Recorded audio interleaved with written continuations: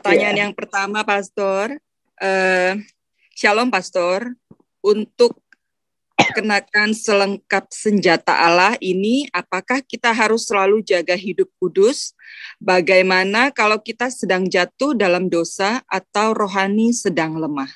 Ya, kita itu kan satu hari kan ada 24 jam. Setiap kali kita itu ada yang nggak beres, cepat diberesin. Makanya contoh, Alkitab berkata, kalau engkau marah, jangan sampai matahari terbenam. Jangan membiarkan kemarahanmu itu terus disimpan sampai matahari terbenam. Berarti kan Tuhan maunya, ya harus diselesaikan hari itu juga. Jangan sampai besoknya. Itu supaya kita menjadi terbiasa untuk membereskan segala sesuatu sebelum matahari terbenam. Misalnya gini, saya tersinggung nih sama Bu Monik, ya kan? Saya nggak perlu berlarut-larut. Saya cepat akui di hadapan Tuhan. Tuhan, saya tadi tersinggung. Saya marah, Tuhan Yesus, ya kan? Saya marah. Saya nggak bisa terima. Tuhan, tolong saya supaya hatiku beres. Terus kemudian mulai belajar beresin, mulai berpikir positif, mulai ngapain saya marah, ya kan? Jadi kayak kalau ada benang kusut itu diurai satu-satu. Kenapa saya marah ya? Kenapa saya tersinggung? Ya kan? Biasanya saya begitu. Apa yang dia saya marah ya? Ya mungkin dia tadi ngomong begitu bukan maksudnya ini kali ya. Kenapa saya tersinggung? Padahal ini kalau dibuat nggak tersinggung nggak apa-apa. Jadi terbiasa menguraikan benang kusut, akhirnya bisa diurai semua, akhirnya bisa lurus, akhirnya saya bisa beresin satu-satu. Mulai melepas pengampunan, mulai bisa berpikir benar dan sebagainya. Gitu. Oke, silakan Bu. Oke, baik. Pertanyaan yang kedua, Pastor. Pastor, bagaimana kita tahu bahwa sudah tidak ada lagi kepahitan dan apa ciri-cirinya bahwa kita sudah bebas dari rasa pahit tersebut? Kita bebas dari rasa pahit kalau saudara waktu ingat orang itu sekelebat di kepala atau lihat orangnya, hati saudara tidak tersayat-sayat. Berarti sudah sembuh. Saudara mungkin sudah ngampuni, tapi belum tentu sudah sembuh. Makanya terus-menerus untuk melepas pengampunan. Jadi tandanya begitu.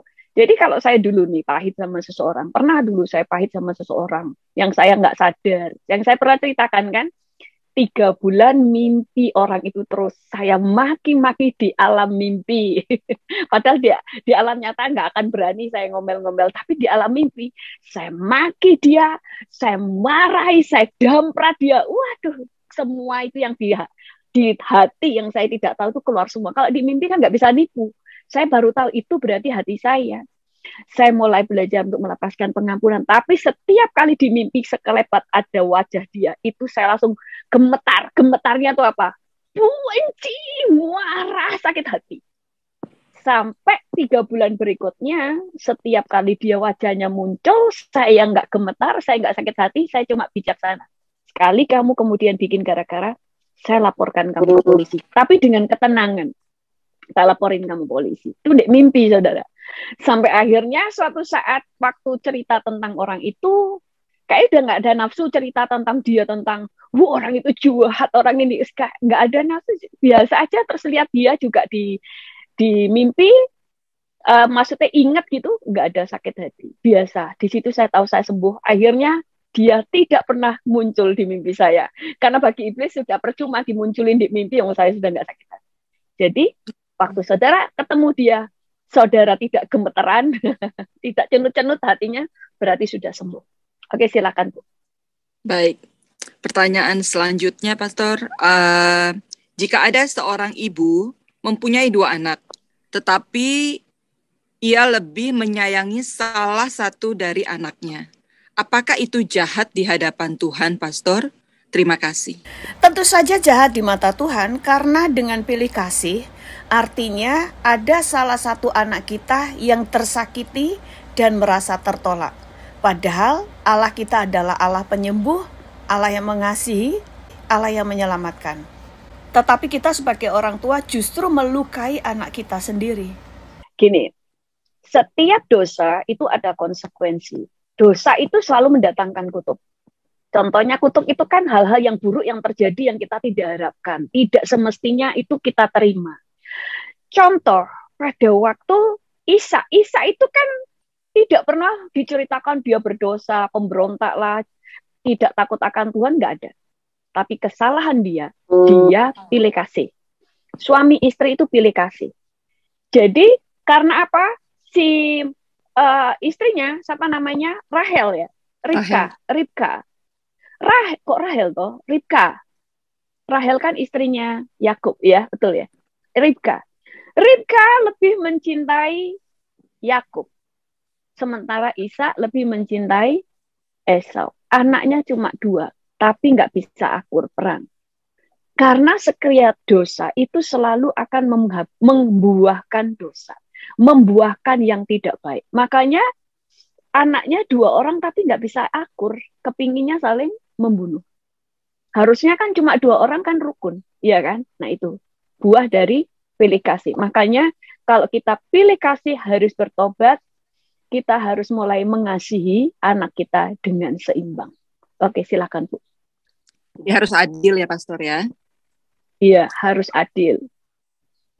Oke, baik. Pertanyaan selanjutnya, kalau kita bilang sudah mengampuni, terus kita ucapkan, tetapi tekanan di dalam hati belum bisa hilang, Pastor. Apakah itu boleh, Pastor? Apakah kita harus melupakan semua perbuatannya lagi, misalkan itu menyakitkan secara berkesinambungan? Jadi gini ya, masalahnya kalau kita nggak benar-benar pulih, hati kita nggak pulih, maka kita tidak benar-benar bisa dipulihkan. Kita benar-benar nggak pulih. Makanya orang itu tetap penyakitan dan sebagainya karena di sini ada yang nggak pulih. Kan yang rugi kita. Jadi pertanyaannya, boleh nggak saya tetap jengkel? Yang rugi saudara. Yang rugi saudara. Makanya saya banyak melayani orang yang sakit penyakit, ternyata sembuh hanya gara-gara melepas pengampunan. Sampai ke akar-akarnya. Baru dia pulih. Jadi, kalau kita masih pahit, ya kita teruskan. Kita terus melepaskan pengampunan sampai di sini sakitnya hilang. Tetapi kalau pertanyaannya, boleh nggak menghindar? Boleh. Misalnya contohnya begini. Ada orang itu kalau ngomong selalu nyakitin. Ini suara apa ya kok ada nudut ya? Misalnya ada orang tuh suka nyakitin.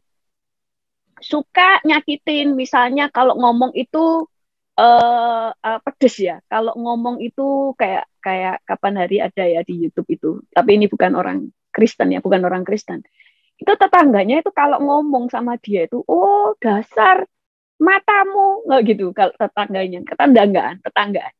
Dasar matamu. Terus kemudian, aku tak sumpah ya suamimu nanti membusuk di neraka kalau ngomong begitu. Tetanggaan.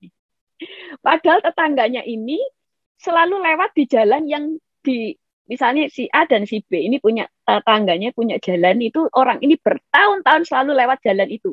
Jalannya orang ini. Tapi kemudian lama-lama jalannya, karena orang ini selalu setiap hari ngomongnya nggak enak, terus dipagar tinggi sama dia supaya orang ini nggak perlulah mendengar suara orang itu. Orang itu tambah ngomong. Nah kalau ini orang percaya, wah berarti itu kan nggak mengampuni, ya nggak boleh dipagar tinggi. Ya kadang boleh, karena saudara nggak perlu membuang banyak waktu dengan mendengarkan omelan orang seperti itu. Tapi hati saudara beres, tidak menyimpan pahit, saudara mengampuni, ketemu tetap sehat, ketemu tetap ya baik. Kalau misalnya harus ada undangan di rumah dia, ya tetap hadir, namanya diundang. Kalau di gereja harus duduk sama dia, ya tetaplah duduk. Tapi bukan berarti nggak boleh memagari pagar tinggi. Hanya karena supaya orang itu juga harus belajar untuk menjaga mulutnya. Dan saudara sendiri bisa menjaga hidup saudara, tidak perlu setiap hari mendengar mulut yang tidak benar. Jadi saudara boleh nggak untuk sementara untuk menghindar? Boleh, tetapi menghindarnya karena menjaga telinga dan hati saudara, bukan karena benci. Tetap harus beres. Tapi kalau menghindarnya sampai ketemu orangnya, melarikan diri, ketemu, ini orang kepahitan. Ngerti ya? Ya sudah, yang dulunya suka hangout bareng, ya udah nggak usah hangout bareng, nggak masalah. Untuk menjaga. Karena orang itu tidak menunjukkan perubahan. Kayak dulu, nggak apa-apa ya, tak panjang sedikit, cuma contoh. Nggak tahu, saya mungkin ceritain di sini. Di sini, di Amerika sini, ada 2 sahabat. Satu itu sudah berangkat ke Amerika duluan, sahabat dari SD. Waktu kuliah pun selalu berdua. Jadi sahabat kayak saudara. Kemudian yang satu ini pergi ke Amerika, kemudian menikah. Temennya kemudian menyusul, belum menikah, menyusul ke Amerika. Karena sahabat diajak tinggal di rumahnya. Nah ini salah. Sesahabat-sahabatnya kalau kamu sudah menikah, jangan ada perempuan lain di rumah. Terus karena seperti saudara, dia ngomong sama suaminya supaya antar jemput pacarnya ini. Temennya ini. Suruh antar jemput. Sampai kemudian dicarikan tempat tinggal, sampai dapat pekerjaan, kemudian dia punya tempat tinggal, rent sendiri, suaminya tetap antar jemput. Yang nyuruh istrinya, ini bodoh. Sampai akhirnya baru ketahuan suaminya itu sudah selingkuh 2 tahun sama temennya tadi, sahabatnya sendiri. Dia sakit hati dan dia berkata dia dikhianati 2 orang sekaligus. Dikhianati sahabat dan suami. Sampai suatu saat dengan sangat pahit ya orang Kristen ya. Dia orang percaya kan harus mengampuni. Kemudian tetap menerima suaminya. Akhirnya suaminya minta ampun. Dan pacarnya, yang temennya dia bilang gini. Loh kamu kan orang Kristen kan kamu harus mengampuni. Terus kemudian dia kan sudah nggak boleh, sudah melarang suaminya untuk antar jemput pacarnya. Pacar lagi temennya tadi ya kan, yang jadi selingkuhannya. Terus orangnya bilang gini, loh kamu kan harus kalau memang sudah mengampuni ya harus pulih seperti dulu. Misalnya dia tetap bisa diantar jemput, masih bisa nginep di rumahnya. Terus orang-orang Kristen yang lain juga ngomong, ya kamu harus pulih, namanya mengampuni, ya kamu harus seperti dulu lagi. Saya bilang, ini bodohnya sama semua. Kalau dia sekarang harus menghalangi suaminya antar jemput, itu bijaksana. Bukan tidak mengampuni. Mengampuni itu masalah di dalam dirinya. Tapi sekarang dia mulai belajar untuk tegas. Kan belum tentu orang itu bisa dipercaya lagi. Kamu sudah saya kasih kepercayaan bertahun-tahun, ternyata selingkuh dengan suamiku.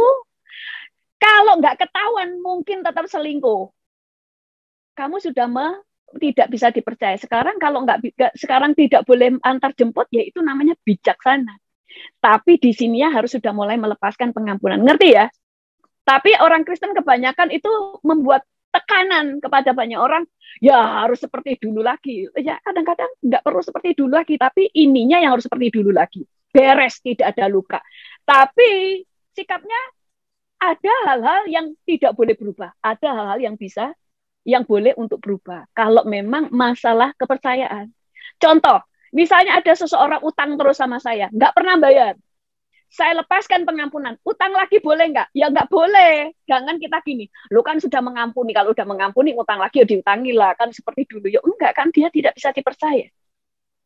Saya mengampuni, tapi bukan berarti saya bisa mengasih kepercayaan untuk saya ngatangin lagi. Atau ada orang yang saya pekerjakan di perusahaan saya, sudah membuat perusahaan saya kacau balau, membuat utang banyak, bangkrut misalnya. Karena dia menipu misalnya.